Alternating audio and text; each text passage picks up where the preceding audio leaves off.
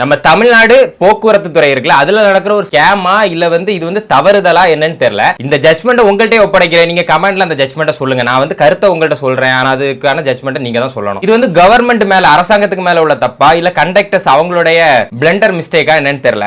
யூசுவலா இப்போ பயணச்சீட்டு zero ticket இருக்குல்ல, பெண்களுக்கு இலவச டிக்கெட் இருக்கு, இலவச பயணம் விடியல் பயணம் சொல்லிட்டு இந்த பஸ்ஸுக்கு ஃப்ரண்ட்லயும் பேக்லயும் லிப்ஸ்டிக் போட்டு வச்சிருக்காங்கல்ல. சோ அந்த இதை தான் சொல்றேன். என்னன்னா யூசுவலா ஒரு 4-5 பெண்கள் ஏறுவாங்க. அப்போ ஒரு டிக்கெட் போட கஷ்டமா இருக்கலாம். மேபி அந்த நோக்கமா தான் இருக்கலாம். அது என்ன காரணம்னு தெரியல. இருந்தாலும் கஷ்டமா இருக்கும் சொல்லிட்டு ஒரு ஆளுக்கு டிக்கெட் கொடுக்கும்போது இதுல 2 மகளிர் கட்டணம் இல்லா பயணச்சீட்டு இல்ல 3 மகளிர் கட்டணம் இல்லா பயணச்சீட்டு அப்படின்னு ஏதோ அந்த ஸ்டார் போட்டு போட்டிருப்பாங்க. இது என்னன்னு தெரியல. இல்ல ஒண்ணுன்னு போட்டிருப்பாங்க. சரி, இப்ப 2-3 பேர் இருக்காங்கன்னா ஓகே. இப்ப பஸ்ல ஒரே ஒரு பெண்மணி மட்டும் இருக்கும்போது இந்த மாதிரி 2ன்னு போட்டு கொடுக்கிறது என்ன கவுண்ட்டுக்காக எனக்கு புரியல. இந்த மாதிரி பயன் பெற்றிருக்காங்க, இத்தனை லட்சம் பேர் பயன் பெற்றிருக்காங்கன்னு இந்த எலெக்ஷன் நெருங்குறதுனால அப்படி காட்டுறதுக்கா இல்ல தவறுதலா போடுறதா இல்ல இது போடுறது கரெக்டா தப்பா? இதை போக்குவரத்து துறையில இருந்து யாராவது பார்த்துட்டு இருந்தா please mention in the comment section. நாங்களும் சப்போஸ் தெரியாம இருக்கிறனால தெரிஞ்சுப்போம் எதுக்காக நீங்க அந்த 2ன்னு போட்டு கொடுக்குறீங்க. இல்ல உங்களுக்கான கவுண்டுக்கா இது டிப்போ, அந்த டிப்போல இருக்க கவுண்ட் ஏதாவது நீங்க காட்டுறதுக்கு பண்றீங்களா? என்ன காரணம்? இது எதுக்காக இந்த இது போடுறீங்க? வாட் எவர் ரீசன் நீங்க கண்டிப்பா அதை தெரியப்படுத்தணும் அப்படின்னு நினைக்கிறேன். சப்போஸ் யாராவது